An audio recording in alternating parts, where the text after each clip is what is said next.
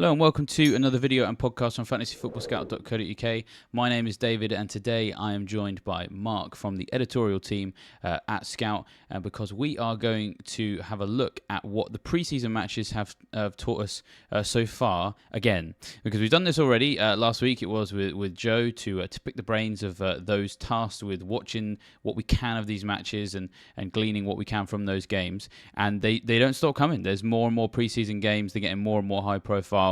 Played in front of huge crowds in America in many cases, and there's loads of things to unpack that could mean massive implications for our FPL teams. So, Mark, thank you for joining us. How's it been tracking the preseason so far? I imagine there's a lot going on. Yeah, I feel like we're sort of entering the peak week now because certainly the first part of it was full of sort of youth players and all 22 players taking part, which is it's still happening a bit now, but I feel like we're about to enter the real meat of preseason and we can finally get some questions answered. So yeah, it's been good keeping up with it. Some teams have played more than others. We've had a match rained off, stuff like that. The Premier League series, is it the Premier League Summer Series? Every match is a thriller. So yeah, it's kicking into gear right now. Yeah, that's the thing. As you say, more and more of the first team players do get involved, and that's why it's quite useful to have the preseason minutes spreadsheet, especially, which people are probably sick of me flogging. But I mean, it's my job. I'm gonna do it. Here we go. The preseason minutes spreadsheet is a huge important part of preparing your team for game week one, using those preseason games, because it will accumulate everything that is going on in these preseason games. And it's really, as you say, the time right now when because we always caveat it with, like, right at the beginning, you are just going to have a load of names that sound like Football Manager regens you've never heard of, and no FPL prices getting involved in the games. Now we start to have a higher concentration of the proper players, and yeah, it's a good opportunity, as I said, just to let people know that if you want to access that tool to the absolute maximum possible, so you can see everything there as it develops throughout the preseason, then you do need to sign up for Fantasy Football Scout membership if you haven't already got one already. But now is the best time to do it, of course, because you can save up to 30% on those preseason prices, get full access to the preseason tracker and everything else going on in the preseason. Going to get points projections, team transfer planners, drafts on the best fantasy managers, including some former winners, including the most recent one as well, and of course all of that good stuff in terms of tables, comparison tools, so that you can just answer the most niche questions. And as I keep telling people, if you go and get Fantasy Football Scout membership and you can answer your own questions with the members area, you don't have to listen to me answer them for you on videos anymore, which is always a plus. So that they should put that on the poster. But yes, the big thing is, of course, these preseason games, and we can look in some detail at these, Mark. But obviously, yeah, if you want even more detail, then there are places to find it. Fantasy Football Scout membership is one of them. And let's jump right into it. We've got 20 teams to get through. I mean, we're not going to go through each one individually because some of them, their preseason hasn't really kicked in yet. But one team that really has kicked in, and we've already seen some high-profile new names playing for them already in some big games, is Arsenal. And we've got Declan Rice involved, Kai Havertz involved, but hasn't necessarily been the best start for them so far, would you say? What can you tell us about the Gunners and their start to pre-season? We've had 4 games now, I think. Yeah, we have. They won one of them. The first two were draws against Watford and Nuremberg, but yeah, you could sort of dismiss them as sort of not really first team, although Saka did score against Nuremberg. But the 5-0 win against MLS All Stars was the first real glimpse into what you would consider their first team. And yeah, it was to beat a league's All Stars 5-0 is pretty good. I think pre-match, some of the Kai Havertz, did you see that he did that cross and volley challenge? Yeah, I did, yeah. It was the Wasn't good, was it? first player to ever get 0 points. And that fit in with the Havertz at Chelsea narrative, didn't it, really? But he did go on to score in the 5-0. Jesus scored, Martinelli too. Saka didn't, but he assisted twice and was awarded sort of MVP of the match. So they looked pretty good in that game, all guns blazing. But then on Saturday, I believe it was, they lost. it's hard to tell with all the time zones and the early hours of if it's midnight, what day is it? But they lost to Manchester United 2-0. But it was down to two individual errors from Ramsdale and Gabriel, so there's not a lot to read into that. It's been a mixed bag for them. Yeah. Yeah, certainly, and it's nice to see them get some goals. And so, for example, we've got Saka scoring in one game, and then I think assisting twice in the next one. So we've got 3 attacking returns for him so far. So that, of course, is useful to know when we think about who's available. I think the problem is that everybody getting involved in that MLS game, it's just kind of like we need to pick from these guys. But then Jesus scored, Martinelli scored, Odegaard assisted, Jorginho took a penalty. So really, like, can't Saka take it and just make life easy for us? Too much going on. Sometimes when you get a team win a preseason game like 5, 6, 7-0, tells you some things, and at the same time tells you nothing because it's just all of them happening at once. But it's really that United game that I guess I've had my eye on as well. Yes, there were some individual errors from those players, as you mentioned. What I've seen is it just taken as you would expect, they're kind of rebranding their midfield. You have to say on paper their best midfield three this season probably would be Odegaard and Havertz, just in front of Declan Rice, perhaps. I think most people would say on paper that's probably their best midfield trio. And maybe we don't have to read that much into it, but it sounds like they just had a bit of a tricky time sort of getting their heads around how that was going to work. And there's some interesting pictures that have come out of Odegaard and Rice sort of being like pointing in different directions and being like, huh, what? It's like the opposite of that Spider-Man meme. Instead of them pointing at each other and being like, we're the same, they're a bit like a 6s and 7s. And yeah, Arteta had to take some questions on it as well. So we've got a quote on the screen specifically about Havertz, Rice and Odegaard, that three. When they play 55 times together, they will be better. It will flow better. They will understand each other better and will be more dominant and better. But it takes time to do that, and we have to respect that. And I saw a lot of positive things and things I like much more than the game we won the other day against MLS, even though the result was very different. So, there's some positives to take from that game, but it just sounds like they may need to do a bit of work to get that midfield three ready to go.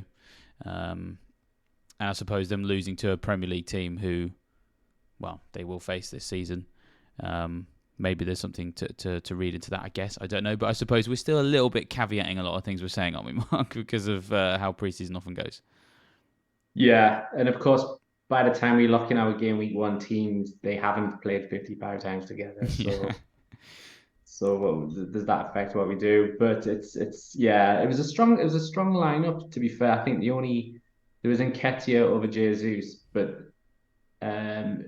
Timber was played at right back over Ben White, so it was kind of inverted a bit because of how he learned at Ajax. So it'll be interesting to see if, as preseason develops, does Timber go straight into the lineup, or does Ben White have enough sort of goodwill built up from last season?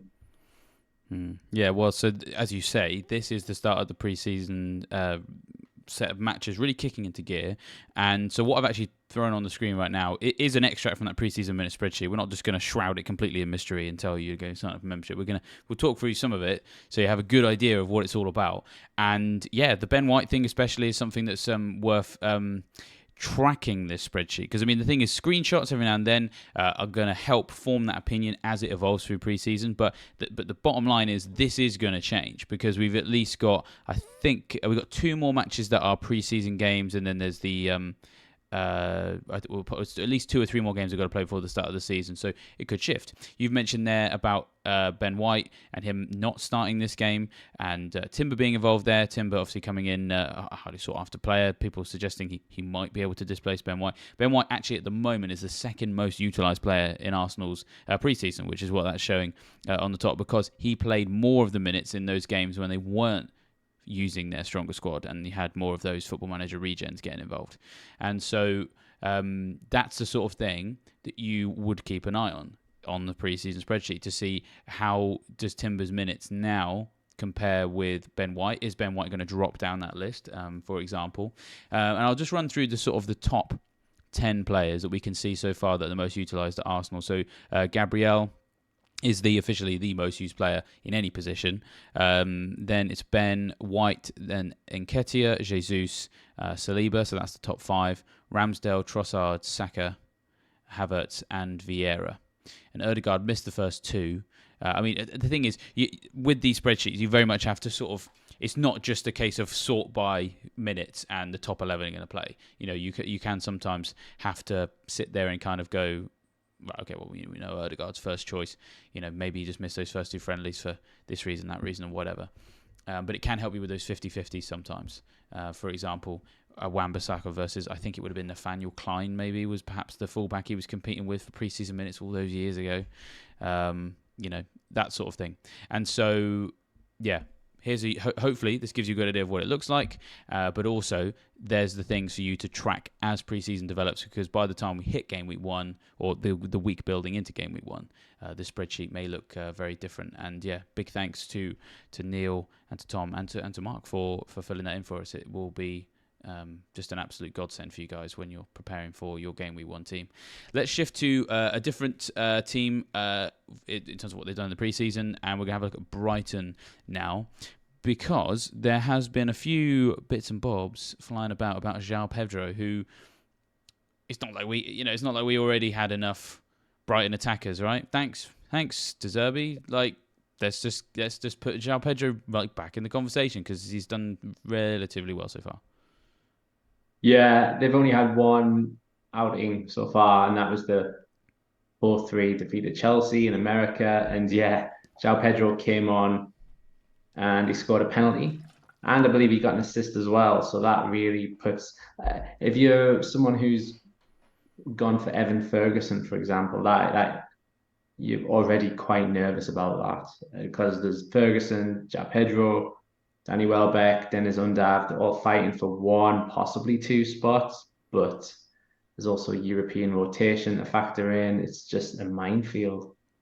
Yeah, because we kind of felt like Xiao Pedro was the one we could probably afford to ignore. Yeah, and then now, oh wait, no, we can't. He's involved. Taking a penalty as well, because that's obviously something that is up in the air.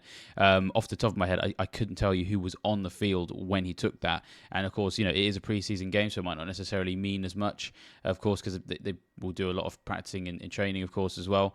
For full details on Brighton and Hove Albion 3, Chelsea 4, which could very well be a genuine Premier League result this season based on what we know of these 2 teams. Head to fantasyfootballscout.co.uk to get the full match report there, just to find out just how much we can read into that Pedro situation. I do have a quote from that article, so I mean, as we said, just thanks De Zerbi, because not only has he played well, he's then specifically gone out of his way to highly praise him after the game as well. So he said he's a top player for us. He's still young, but I think he can be a crucial player for us this season, because he has incredible ability. He's a complete player. He knows how to score. He has the abilities to attack the spaces on the field. He has incredible technical abilities, and I'm excited for this new player.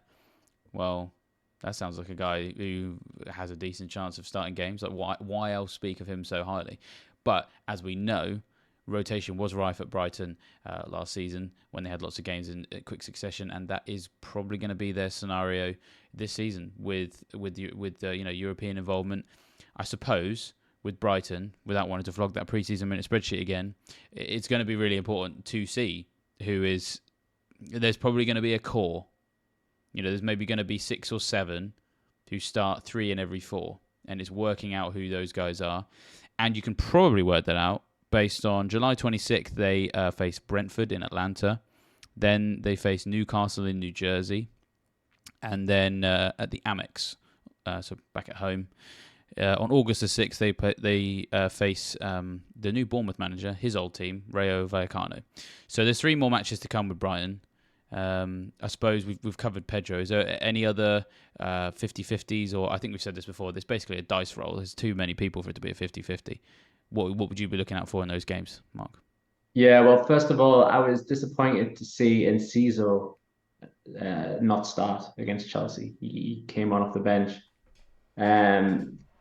It seemed, I think the Zerbi's initial team seemed to be a bit stronger. So to see Enciso come on for Mitoma, that made me think, do you know when on game launch day, and we did a video together, and I think my initial immediate draft had Enciso in, was really hoping that would become a thing over pre-season and that he would gradually become a fantastic option at 5.5 million. But that is not a great start. There is, as you say, like a few friendlies left to go, but if there's any sort of rotation threat with him, it'll have to be somebody else. In goal, Jason Steele and Bartford Bruggen both got a half each, so we're no closer to knowing who the starting goalkeeper is. Yeah, very unhelpful. Thank you, De Zerbi. We owe you nothing at this point, anyway. If he could be a bit more decisive, that would be great. But yeah, those are the things to use the preseason minute spreadsheet for as preseason does develop. Let's move on to Chelsea now because, I'm quite excited here, to be honest. There's a fair few talking points. It's all goals so far. They've played 2 games now, so they beat Wrexham 5-0, so take that, Ryan Reynolds. Even if you thought that it's only Wrexham, they still scored 4 against Brighton, who we've obviously just talked about. So far, 2 matches, 9 goals scored, 3 conceded. And, I mean, wow, it's just like a patchwork quilt of budget players, including, Maatsen, who was a Burnley player last season. I don't think he's priced yet. You might have to correct me. I've been off for a few days, so I may have missed that one. But he scored twice against Wrexham. We've got Jackson getting an assist against Wrexham, but then Jackson then got 2 more assists and a goal against Brighton. So he was very much at the centre of attention. But Nkunku scored in both games. All sorts going on here with Chelsea. What takes your fancy the most? Yeah, well, first of all, you're right. Maatsen doesn't seem to have a price yet. I keep checking because I want to see what the Crystal Palace Raksaki. He's had an okay time for Palace. I really want to see if he's a 4.5 mid, but he still hasn't been added. And it's the same with Maatsen. Yeah, and Nkunku and Jackson have both played well in their minutes, but I don't think they've been on the pitch at the same time. But Pochettino did mention in one of his interviews that that is something that will be explored over their final 3 friendlies. So we're not really closer to knowing the answer to that. Is Nkunku going to be a forward? Nkunku had a quote himself after the 5-0, I think it was, where he basically said that was his favorite position, which is a kind of a surprise because at Leipzig he was more withdrawn, wasn't he? And he even said that himself. I mean, that's the interesting thing is like we obviously scouted him out and when he arrived, and yeah, I remember him basically saying what he very preferred to play was sort of attacking midfield. So, I mean, we take that, right? We take if Nkunku's going to play actually up front, and get goals in both games. It's useful, right? Yeah, his ownership's quite popular right now, but I must admit I've never really considered him because I was thinking, well, I don't want to use a forward spot on someone who's not really a forward. But if it gets to game week 1 and Chelsea don't buy anyone else in that position, and he does seem to keep being used up front, that really makes him a more appealing option. And yeah, there's also at right back. I know Reece James isn't sort of being risked at the moment, so the playing time of Malo Gusto maybe has to be taken with a pinch of salt, but we could have a 4 million Chelsea defender starting there, maybe. Yeah, it's crazy. Well, I'm kind of hoping that Maatsen gets 4 million, by the way, just we're on the subject of Chelsea defenders, and then goes back to Burnley. That would be lovely because like the Burnley fullbacks last season were very, very exciting. There's a lot up in the air with regards to Chelsea defence. I'm glad you've obviously mentioned it because we've got some bits on the screen about Chilwell because of course with James being minutes managed, that usually just sets off maybe not an alarm bell, but perhaps an alarm triangle at the back of fantasy managers' minds. Enough of a ding for you to think maybe Chilwell is the one who is fitter right now, which is I think just objectively that is the case. Chilwell is playing more because he hasn't had to deal with some sort of preseason little tweak to him, and Chilwell scored. Chilwell got a goal against Wrexham. My understanding is he did fairly well against Brighton as well. And we got some nice quotes from Chilwell himself, who said, "The manager wanted me to get forward as much as possible." It's also my game to try and get forward as much as possible, which, I mean, we kind of knew that about his game, but, he's basically coming out and saying the manager was like, go play there. Spaces were there, tried to exploit that, tried to get in behind as much as possible, and I think I did that. So, he's done that in both games and seems to have more of a command over the left-back slot than right now James has over the right-back slot. So there's sort of, a few fingers pointing in perhaps Chilwell's direction, because I think most people were interested in Chelsea defence, probably still are. We maybe just need to see. We've got 3 more games for Chelsea coming up. We've got Newcastle in Atlanta, Fulham in Maryland, and then Borussia Dortmund at Soldier Field in Chicago. And so, I mean, that last one especially will be very, very useful for working out if James is fit and ready to be involved. We'll have to wait and see on that front. I suppose perhaps the only disappointing thing maybe, maybe just for me personally, because I had Sterling in one of my earlier drafts, just the 1 assist for him so far. And in terms of the attacking returns, it seems to be coming from the forwards, which is a place where none of us have really made space for a Chelsea player. Annoying. Yeah, it is. I do wonder if there could be maybe 3-5-2 is popular at the moment, but is there time for 3-4-3 to be popular again, depending on how these sort of forwards get on? If I know someone like Ollie Watkins is having a good preseason, so it's quite easy to forget that he's good as well. So is a third striker going to get back on the radar? I just don't know. And it's really encouraging to hear Chilwell say that, even though we already knew it. That's always a good thing. There is Cucurella and Lewis Hall who could play left back, but without any European football, they're sort of down to 1 match a week. So maybe that's good for Chilwell's prospects. Yeah, I think so. Definitely one to monitor. You sort of already mentioned a Crystal Palace player. Let's come to Palace now. They have played actually loads of games. They've played 4 now. They have beaten. They lost to Barnet 1-0. They drew 2-2 with Brøndby. They beat Crawley Town 4-0, as you'd kind of hope. No disrespect to Crawley, of course. And then they beat Watford 2-1. And a couple of standouts. Got Eze on the screen right now. He did very well in one of those games. I think it was a goal and 3 assists. I think he was involved in every goal against Crawley, so he really doesn't like them. That, I think, is the only game that he's got attacking returns in so far, but I think he's still playing well. You mentioned Raksaki as well. So, what do you like about Palace so far in the summer? Yeah. Not only did Eze play a part in all 4 of those goals, but it was 4-0 by 24, 25 minutes. So it was just straight out of the blocks. And then they kept it at 4-0. Yeah, Eze is a brilliant talent. That was a superb performance. His end to last season under Roy Hodgson was superb as well. I suppose the question is, how will Palace in general be affected by, well, it sounds like Zaha might be off to Galatasaray. And then Michael Olise, he's sort of injured, but also linked with a move away. So, if the quality around you sort of drops, then that probably doesn't help your own prospect. He might be on more set pieces, for example, but if the team struggles, then he's going to struggle. And everywhere else, yeah, like Raksaki, if he gets priced at 4-5, he'll be very exciting. I think he scored how many 15 goals for Charlton last season, which, okay, it is 2 divisions below the Premier League, but that's sort of a good talent there. I've also been playing someone who is a 4.5 midfielder is Ahamada, who I think signed in January from Stuttgart, and he's been playing quite a lot of preseason minutes, and he assisted both the goals against Brøndby. He scored against Crawley. So if you are playing 3-4-3 and you want a 4.5 midfielder, he could develop maybe as the lead candidate.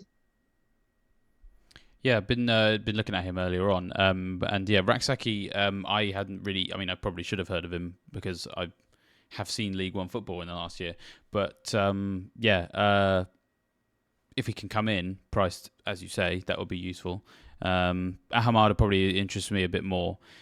Palace in the past have had a couple of guys like this. There was obviously Riedewald. I sometimes get his name wrong. There was a time when he had a little bit of a spell, and he was a 4.5 million midfielder who would sometimes get involved going forward. And there was a spell of like 6 games or something like 3 years ago where that was quite useful. So yeah, fingers crossed. Oh, and actually, sorry, I've just noticed he actually assisted in the 4-0 win over Crawley. I think the biggest thing that stands out for me in terms of what we know about this game so far is just the fact that they are still just very attacking. I mean, I think we kind of knew that anyway. I think Hodgson definitely dispelled any myths that he was some kind of conservative manager, to the detriment of the team, boring sideways passes, things like that. No, he did a very good job of really freeing the attacking talent and letting them, take to the pitch with a swagger that was appropriate to their level of skill. And so it's nice to see them still trying to blow teams away nice and quick. And their 2 forwards are very, very cheap. Edouard is 5.5 and Mateta is 5. And they've both scored at least a couple already. So Edouard got both goals against Watford on Saturday. So I suppose that doesn't help in terms of one of them clearly being first choice over the other. But if we're talking about Xiao Pedro as a 5.5 million forward, but if one of these could be a more secure pick in an attacking Palace team, that could have potential. Well, I mean, the thing is we've got actually some really nice games coming up for Palace where if they do well in them, maybe people start to look at them and consider them a little bit more. I mean, so on July 27th, they're facing Millonarios, but then they face Sevilla on July 31st, and then Lyon on August 5th. 2 big European clubs who you'd argue are, on paper, better than Crystal Palace, which, of course, no disrespect to them. So let's see how they do against those guys. They could be some fantastic games for working out just how good these guys are. If Eze gets loads of attacking returns against those guys, then maybe he can be that powerful differential for Gameweek 1 people have been talking about. I suppose the one thing that's a final thing in terms of, it's clear, lots of attacking talent here. In many cases, there's a few people sort of using Crystal Palace on the season ticker as being like, oh yeah, I'll start my defender against them. I'm not too sure if you maybe necessarily want to, because this is a team that is definitely, I think anyway, got the opportunity to be full of goals. So yeah, keep an eye on that goal count for Palace in the pre-season, especially against Sevilla and Lyon. Well, let's go to something a little bit more niche now, which is Everton, of course, because we're not normally all that interested. And to be honest, the main thing that I want to talk about here is Ashley Young. We don't have a picture of him in Everton kit yet. I'm really sorry. I've got a picture of him on the screen in his Aston Villa jersey. But 4.5 million defender, played on the wing in his first game. It's just one game, but let's get excited, Mark. That's what the preseason's all about. Somebody's playing out of position. Yeah, that's it. And isn't Ashley Young, isn't he the only FPL player to have ever been classified in all 3 positions as well? Oh, wow. I did not know that. In the very early days of it, at Villa, he was a forward, then a midfielder, and now he's a defender. So to see him now being used in a front 3 is just full circle, isn't it? It's the way it has to be. And he scored against Wigan in that position. So I don't know how long term that is, because Dan Juma has just been added. That is very true. They've loaned him, and he's just been priced at 5.5 million. But yeah, seeing Ashley Young is in out of position at this stage of his career, it's quite niche. Well, you do actually have a quote from Everton's assistant boss, Ian Woan, who said, "We always thought we were going to take off Ashley Young a little bit earlier. We thought it was going to be 60 minutes, but he said he wanted another 10. So that was a big bonus for us because he got his goal. He brings so much character around the dressing room. To bring someone in of his calibre and experience is invaluable to us. He's a really solid campaigner." And I suppose the only just a couple of additional things to add here is, I mean, you're probably right, Danjuma, you'd like to think that if they're going to make a big show and dance of getting him in, that they'd want to use him on the wings.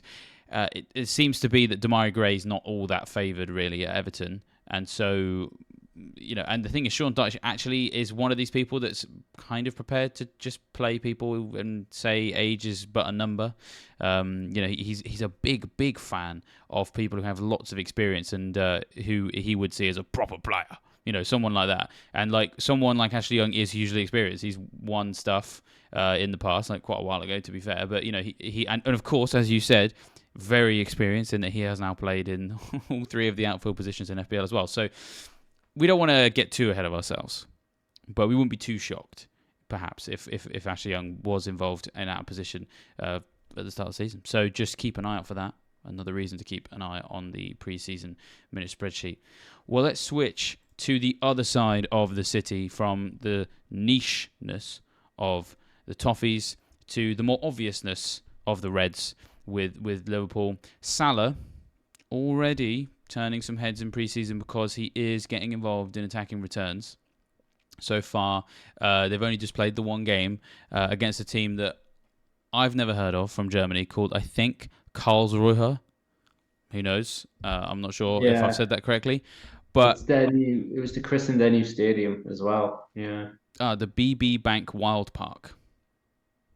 So I wonder if they, run around with little pistols shooting each other. I don't know. At the BB Park. But yeah, Salah got an assist in that game. It's not like necessarily amazing, but a lot of people already going, oh, he's getting involved in the goals. Like, I'm going to panic. I'm going to switch back to getting Salah in my team. And there's Yeah, 4 more games and to go. well, they had a behind closed doors game today as well. Oh, 4-4 it finished. oh wow. Yeah, against I'm gonna say it wrong. Right the fifth, another German side. And yeah, if you thought that the goals were spread around in their first win, it was the same here today, 4-4. So they've scored 8 goals in 2 friendlies, and everybody's been involved. Like Darwin in particular today. Darwin scored twice. Salah scored. And we've seen Gakpo, Jota, Diaz. All of them have had a successful preseason, which makes it so hard to predict who will um, sort of be in that front three alongside Salah once the season starts. We do have more friendlies to hopefully help with that a bit, but yeah, the competition is fierce. Mm-hmm. Yeah, as we said earlier, we were talking about Arsenal. Like, the spread of goals, sometimes it's like, oh, can you just pick one? Just pick a guy. Give all the goals to him. Because, yeah, when everybody's getting the goals in preseason, it is very, very unhelpful. So, what we know so far, Darwin goal, Salah assist, Gakpo goal, Jota assist, Jota goal, Gakpo assist, Jota goal, McAllister assist in that first game. And yeah, it's all happening very quickly, and as you say, behind closed doors. So I actually don't to hand have the details of who's got these goals in the second game. But I suppose we should probably, well, first things first, the games coming up are Liverpool v Leicester City. I wonder perhaps if that was booked for the tour to Singapore, perhaps before Leicester were relegated. I wonder, because that looks like hey, let's bring Premier League football to Singapore. Then Liverpool versus Bayern Munich on that same tour. And then they're then going to an even more glamorous location of Deepdale in Preston to face not actually North End, but SV Darmstadt 98. So, yeah, they're the remaining games. And so, fingers crossed, we maybe see some guys emerge in terms of starters, goals and assists. But actually, what I want to talk about and ask you about thus far, Mark, is actually defence. Because probably the biggest thing that leaps out from those first 2 games against 2 teams that me and you have sort of had to kind of guess how to pronounce. Greuther Fürth, possibly sounds like Germany's answer to Colin Firth. Actually, it's a football club. And despite the fact that they are the clubs they faced, they've conceded 6 goals to them.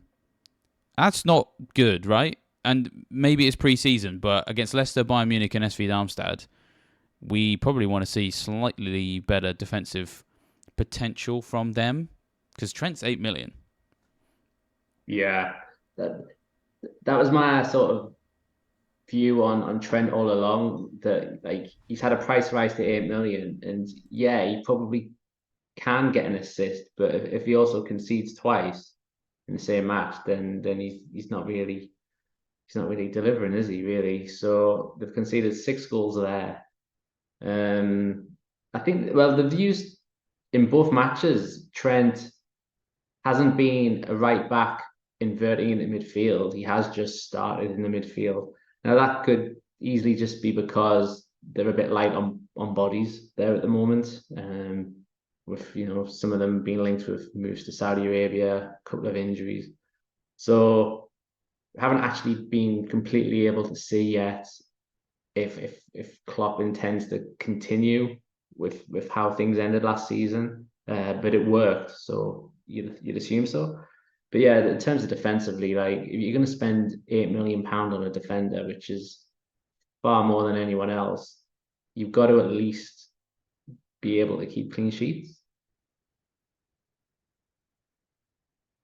Yeah, absolutely. I think that's going to be on everybody's mind. I suppose the one thing maybe people might say is that in preseason sometimes there's a little bit more emphasis, less on the performance than even the result, and more on just getting your fitness up, getting into the rhythm in certain stages of the games.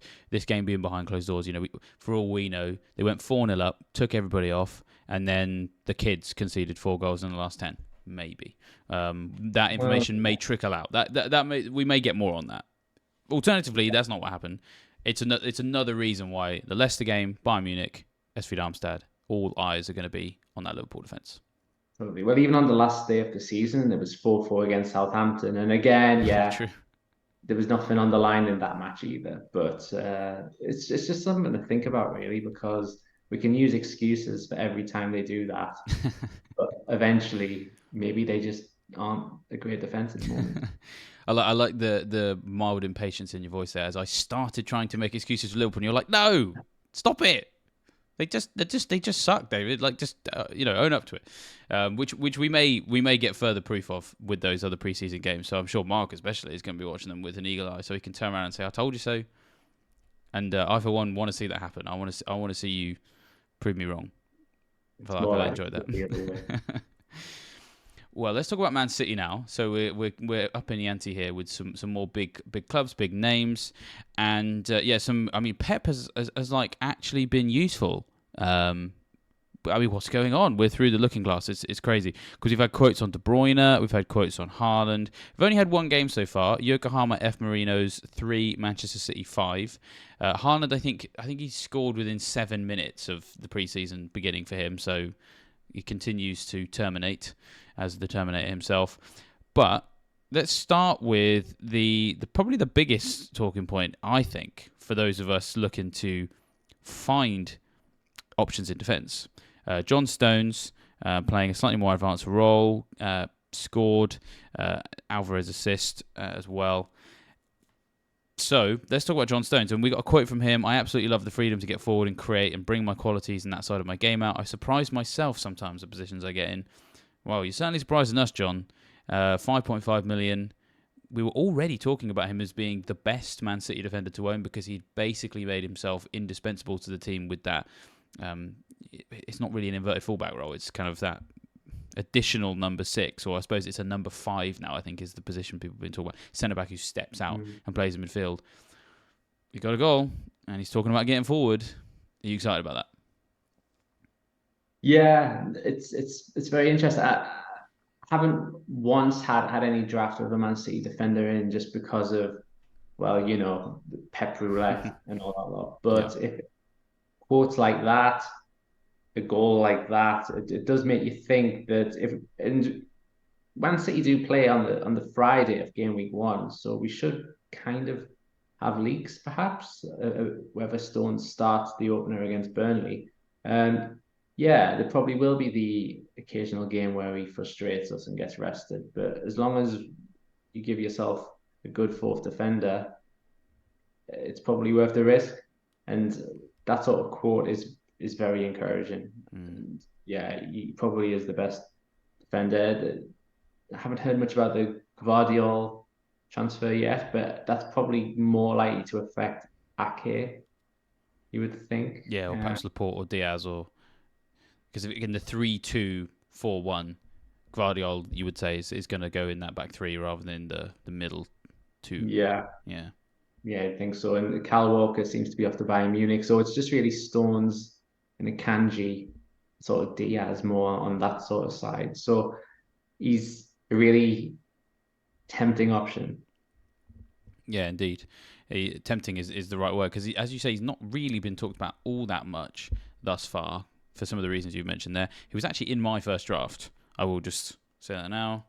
I'll get that out of the way. So when he inevitably bangs in game week 1 when I don't have him, at least I was telling the truth, and there's a stream out there somewhere to prove it, and possibly a tweet as well. But the thing is, I may still get him back in, to be honest, because I think the one thing that does hold people off, of course, is the City rotation. But I do think in the first 4 matches, maybe 4 or 5, we won't see loads of it, just based on we can see in previous seasons he doesn't normally rotate all that much at the beginning, and there's usually a core group of players. Stones is one of the first names on the team sheet now for City, which is, as an England fan, very nice to see. And then as an FPL manager. Yeah, very, very, very, very tempting. In terms of the other guys we got talked about, let's talk about Haaland first. I guess we don't need to, but it's a nice quote. So Guardiola is saying, I mean, this is kind of scary in a way. Compared to last season, in that preseason period, Haaland is fitter. He is much better than last season when he arrived. He's not injured. He looks good, but he's still away from being the best condition he can be, like everybody else. It is important for him to score 2 goals but last season, the last games, he could not score. It's important to take the rhythm and the principles we work with all the time. He knows exactly what he has to do. We know him, and in a few weeks, he will be in better condition than he is now. So basically what he's saying is he's already better than he was, but he's not as good as he can be. So, kind of sounds like he's basically saying, this is Pep, that he should be priced 14 million in FPL. Yeah, it's terrifying. The fact that he's being priced at 14, the joint most ever, and he's still on 85% ownership. Nobody's fallen for that. As if there was any doubt about him. And he scored 36 goals last season. Hey, maybe he gets 40 this time. Who knows? Yeah, and we're all going to captain him for that ride. So welcome to a world where the captaincy is an irrelevant subject most weeks. So yeah, thank you, Erling. Well, I don't know. Maybe there'll be some situations where we maybe might go KDB. I don't know. But at the very least, we've got an update on him. So this is what I mean about Pep actually being actually useful for once. Talking about De Bruyne, Guardiola said he feels much, much better. I don't know about Bayern Munich on July 26th because they do have a game against them on the 26th, the preseason game, or the next game against Atletico Madrid on July 30th because, of course, he has to train, but he is so close to being back. And so this is actually huge because De Bruyne hasn't really been in anybody's drafts because the view was that he wasn't going to be ready. It was like he was likely to miss the start of the season. That's what was getting reported around the press. But Pep is already talking about him maybe being involved in these next 2 preseason games because if he's saying, I don't know about Bayern, that means there's a chance, It's like Dumb and Dumber. It's like, so you're telling me there's a chance, He probably isn't going to play. But the fact that he's even prepared to conversationally talk about those 2 games in the same breath as De Bruyne being involved, like, that's crazy. And then specifically, he's close to being back. I mean, again, who are you and what have you done with the real Pep? Because firstly, we don't normally get this much information. So A, thank you. But B, I don't know, like if he's going to get involved in some of these preseason games, are we going to see De Bruyne in drafts? Are people going to... Because Foden has in the last week to 10 days built himself a bit of a bandwagon. What do you think? What are you expecting there? And for your own team as well. Any consideration for KDB? Well, yeah, perhaps the bigger effect of KDB's return is it just sort of dampens Foden's appeal a little bit more. Riyad Mahrez is going or gone, one of those 2. So there's sort of a chance that, well, if De Bruyne misses the start, then maybe Foden is more likely to start, or maybe Julian Alvarez. He could be a good differential, but all of a sudden it's one more midfield option on the table. And I must admit, I sort of did have a few days on the Foden bandwagon, but that's already kind of sort of gone away a little bit. I don't know about you, but another interesting thing actually was that Cancelo got an assist. Did you see that? I did. I was actually my next question. You have read my mind. Yeah. Is he back? Well, I mean, literally, physically, he is back. He is in the team, and he's got an assist. He is back, but no, I mean, this time last year he was sort of essential, wasn't he? Every draft was Trent, Cancelo, possibly James, big at the back, and that feels like so long ago now. even if he's in Pep's good books, even if it's a great redemption story, he's never going to be the nailed on Cancelo that he was. So I don't know. There's a good chance that he's either going to be a rotation player or he's just going to leave. But it was interesting to see that he put it on Haaland tapped it in. It was a nice cross. Yeah, it's a nice, potentially just a nice piece of niche memorabilia. You know, a Cancelo assist. Oh, I remember those. One for the ages. So yeah, one to keep an eye on though, because Pep's not normally the guy to actually allow too much game time to people in preseason if they're going to leave, because he's very much like a project manager. So it's enough for us to keep an eye on it, using, of course, the Fantasy Football Scout preseason minutes tracker. Let's have a look at Man United now. Because there's some interesting things going on here. We've got some questions about them. They've had 3 games so far, but you have to say that it's only really the most recent one that we feel like we can probably read too much into. So 2-0 win over Leeds in Oslo, but we had an Emran goal and a Hugo goal with a Hansen Aroen assist and an Emran assist. So, as I said, Football Manager regens there. I mean, that's no disrespect to them, of course. I mean, I'm sure they're great players and it's a good academy at this club, but it's just in terms of that real like FPL value, it's not much there for us. Donny van der Beek got the only goal in a 1-0 win over Lyon in Scotland. And then, we come back around to this game where Arsenal lost 2-0. Well, they lost 2-0 to Man United, and we got a goal from Fernandes, a Mainu assist, who I'm seeing a couple of people talk about. And then he assisted the other goal as well, which was scored by Sancho. So 2 assists for Mainu. So I suppose Mainu is one to think about, I guess. People are interested to see how Mount and Fernandes interact with each other. So, worth covering that. And then also Wan-Bissaka and Luke Shaw as well, perhaps in the conversation for covering defence. Onana hasn't played yet. So there's him as well. There's just so many questions here. Where do you want to start, Mark? I'll let you choose from those subjects. What's the one that you've got your eye on the most for your team? Yeah, well, I think there was a collective sigh of relief when Onana was handed a 5 million price tag, because I think people had assumed he was going to come in at 5, and sort of teams were being imagined with that 500,000 saving on Shaw. And now that Onana is 5 million, that extra 500,000 can do some pretty impressive things to the team. So that would be, assuming that he will get minutes over preseason and starts as number 1, which he will, then happy to opt for him in goal instead of a 4.5. Further up, I believe on Scout, our roundup of the friendly said that Mount played a bit deeper than Bruno in the Arsenal game. Yeah. And we have done a piece looking into that further from last week, trying to see if, will they be in tandem with each other, or will they be stepping on each other's toes? Mainu, yes. I originally thought that was like a misspelling of Manu, but it's not.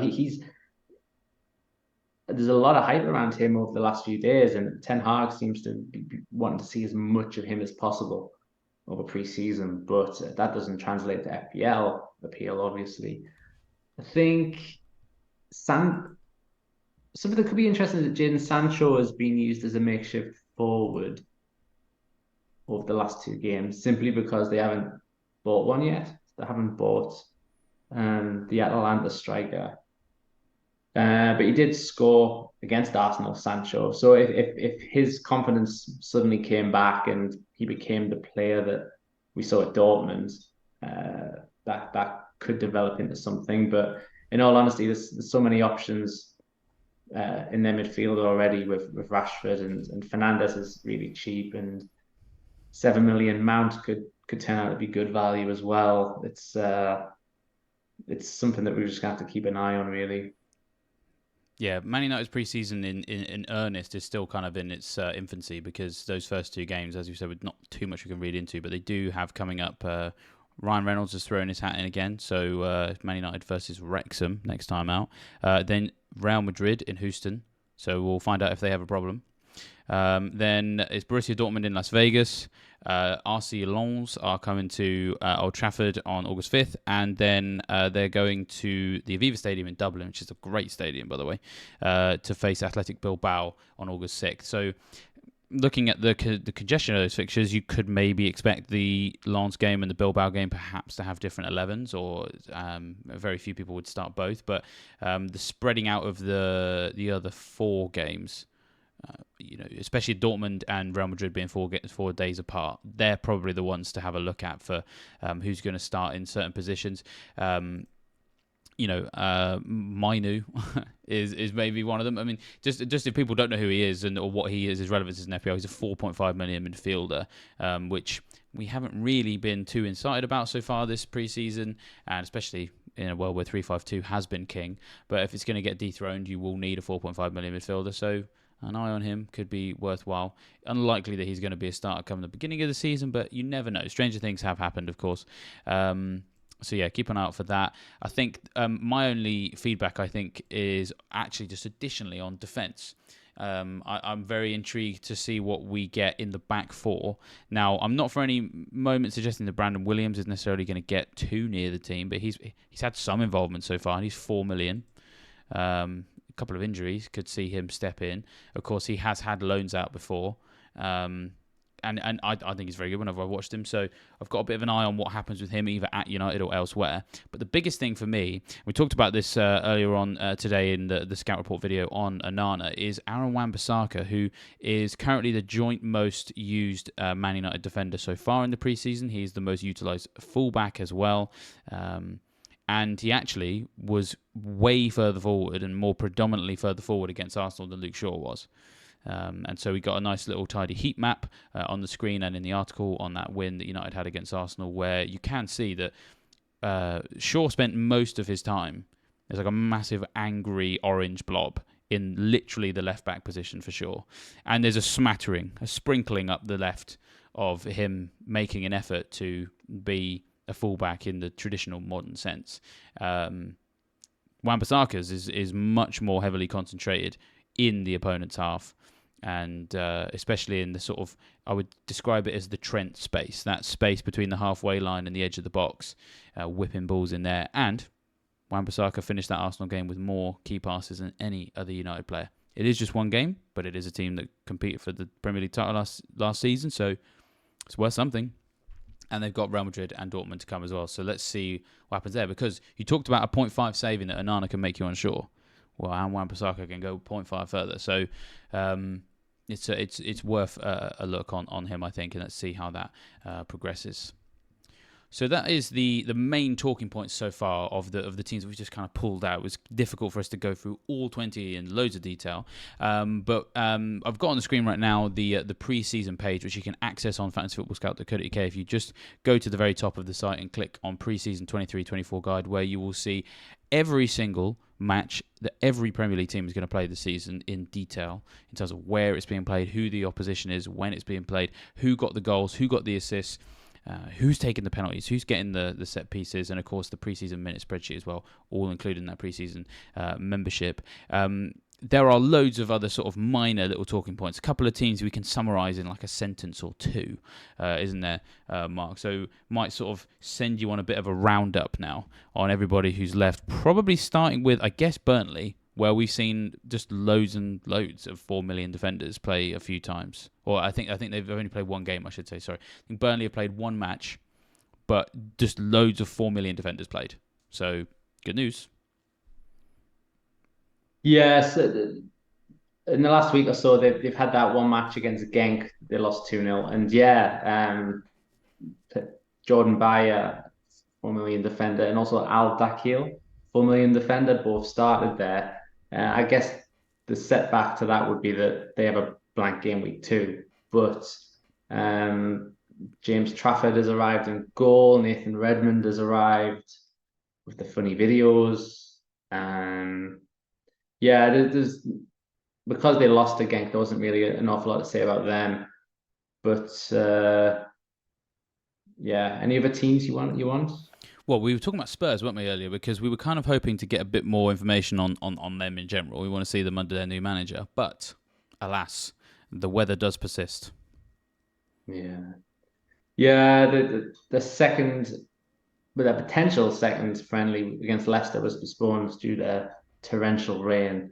But a team sheet had been announced, so we could see that it was a strong lineup. It was Porro at right back and Destiny Udoji at left back. Now he's very interesting because he's a 4.5 million defender. He scored in their only friendly so far against West Ham. That was a game where Spurs lost 3-2, but they had 31 goal attempts compared to 5. Dominated possession. They did everything but win. So the atmosphere coming out of that was still fairly positive. And you had people like Giovanni Lo Celso score. He's only 5 million, but is he likely to stay or get sold? We just don't know yet. Harry Kane potentially off to Bayern. Again, we don't know that. James Maddison looked quite good, but this is only from one match, so we just can't put too much on pre-season. Never mind one of the matches. Yeah, that is very true. If only that other game had gone ahead, it would be nice to see. But it's good that you've got a situation where pretty much from the off, Postecoglou is very much delivering on his pledge of we're going to play attacking football this season. So goals should abound with Spurs this campaign. They've got Roma and Shakhtar Donetsk to come. Quality opposition. So, if they can bag a few goals against them, that's going to tell us a lot. I suppose what we really need is we need this Harry Kane situation resolved before those games, because if he plays those two, because Harry Kane is just completely allergic to the bench. He's never going to sit on it. Even if he knows he's not staying, he's just like, no, I'm going to play. And I don't really say that as a criticism. I love Harry Kane. If you've not had a chance to check out his interview on the Hot Ones yet, you have to. It's great. But he'll play those games even if he's going, I reckon. And so, come on, man. Either leave now so that we can see who's going to replace you in those preseason games, or just turn around and sign a new contract so that we can actually read into those games what you're going to do. It's kind of annoying, really. But I suppose the one thing that we are sure of is goals, goals, goals. Does seem to be what we can expect from Spurs this season. You were talking to me earlier on, actually, about West Ham, who did, of course, face Spurs. Jarrod Bowen has turned your head a little bit. Yeah, it's 3 goals and 3 assists. He's been given that price drop. He had a big price rise last season because of how good his 21-22 was. And now his price has almost come back down to that level again. He's had a good pre-season so far to go with it. So could he be... He's the same price as people like Raheem Sterling, for example. So could he be overtaking Sterling in the rankings when it comes to... because Sterling sort of hasn't kicked in so far and Bowen has. Another interesting option up front, and to be fair, they do have 3 strikers as well as this guy, but Divin Mubama, 4.5 million forward, and he scored 3 goals in the last 3 friendlies. Amongst all the first team players that are scoring, he is completely hanging in there with them. And Scamacca continues to be linked with a move back to Italy, and Michael Antonio, I think there was sort of noise about maybe him getting a move to the Middle East. So there's still Danny Ings probably ahead of him as the number 1 striker, but if we're looking for a preferred 4.5 million forward, it could be Mubama. Yeah, it's incredible, really. I mean, so I will just revisit the preseason minute spreadsheet, which I've got open here. He is the most utilised West Ham forward in the preseason, because Antonio's got no minutes. Then you've got Callum Marshall, who's not priced by FPL, 45 minutes. Then you've got Scamacca, who has played 45, 45, 31, but as you say, linked elsewhere. Danny Ings, 45, 45, 59, then missed the most recent one, in which Mubama got 45. He's had 3 45-minute outings and 1 59-minute outing. And so, yeah, he is the most utilised West Ham forward, significant minutes in all those games, and only about 6 West Ham players in the entire squad have been utilised more often than him. So, you never know. You never know. Danny Ings is a great player, but he's not getting any younger and wasn't necessarily a regular starter last season either. So, who knows? Who knows? And with a name like Divin Mbama, I mean, what an epic name. I'd love to have him in my team.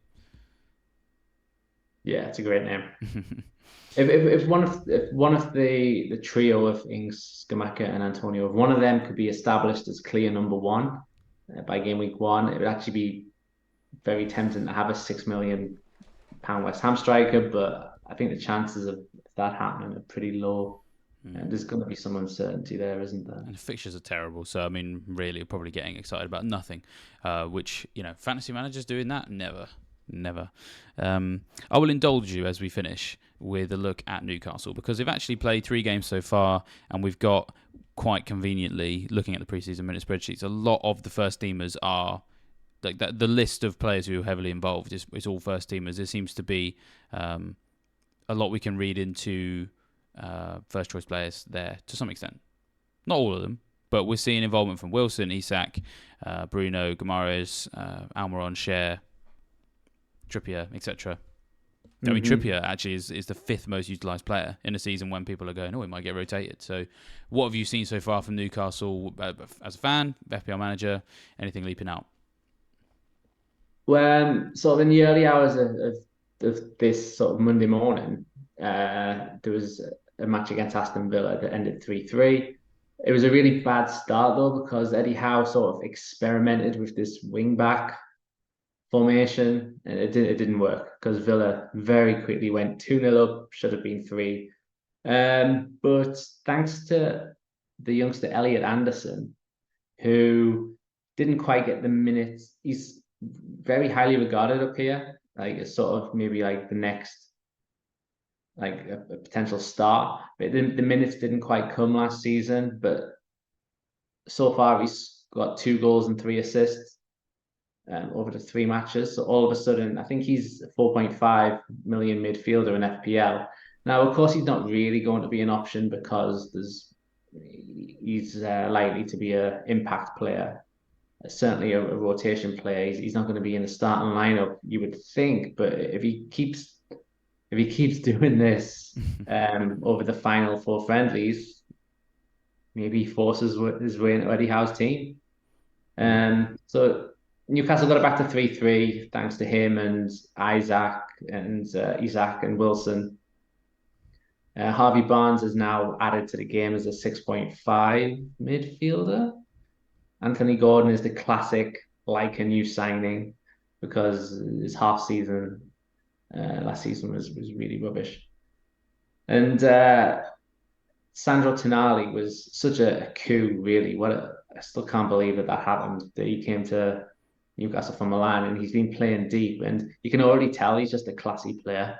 He was involved in one of the goals against Rangers. And yeah, so he looks classy. But I think Newcastle need at least 2 or 3 new bodies, really, because the squad there was definitely some luck involved last season. There wasn't that many injuries, especially in defence. Our favourite back 4 started 31 of the 38. That's not going to happen again. So new bodies are needed, especially with European football now. That makes a lot of sense. And, well, if you can get them in before the last 2 preseason games, I mean, you might be cutting it fine. But Chelsea and Brighton and Hove Albion are the last 2 games. We've sort of been saying all summer we are blessed as fantasy managers with the commercialisation in many ways of the Premier League on a global scale because just so many of the Premier League teams' preseason games are against other Premier League teams, which you don't really get much better than that in terms of being able to test certain ideas for your fantasy teams based on who's doing well in preseason if they are actually doing it against Premier League teams. Normally we're like, oh well, it's only Wrexham or it's only Reading. Heard that one before, many times actually. When it's Chelsea, when it's Brighton, it's useful, and then the caveat then becomes, well, it's an exhibition match, and the caveats still exist, but in my opinion, probably have a slightly smaller impact. So Newcastle, one of many teams that will get to face Premier League opposition between now and the start of the season. Well, that brings this video to a close. Hopefully it was useful for you guys to have a look at what's been going on in the preseason. There's all sorts of things going on, and of course the best place to make sure that you're getting all of that information is by signing up to Fantasy Football Scout membership. Save up to 30% with those preseason prices and get a wealth of benefits that we've discussed at length in this video. And speaking of this video, do not forget to like it and subscribe to the Fantasy Football Scout YouTube channel and hit that bell notification as well, because there's going to be all sorts of content to come between now and the start of the season. And once the season has begun and we get into the rhythm of deadline, you're going to need those videos each and every week to get the tips and advice from the best and brightest minds in fantasy football every week. So yeah, that bell notification is going to be very helpful. But yes, Mark, thank you very much for joining us. Hopefully you're looking forward to the rest of pre-season. Lots more games to cover. Yes, yeah, bring it on. Bring on that spreadsheet. We all love a good spreadsheet, don't we? So that's why we're here. That's why we either do fantasy football scout content or consume it. So spreadsheets for the win is what I've discovered is the presiding motto for the pre-season. So good luck with those spreadsheets, good sir. We salute you. But yes, with that, I'll leave you guys to your tinkering, and I will see you next time.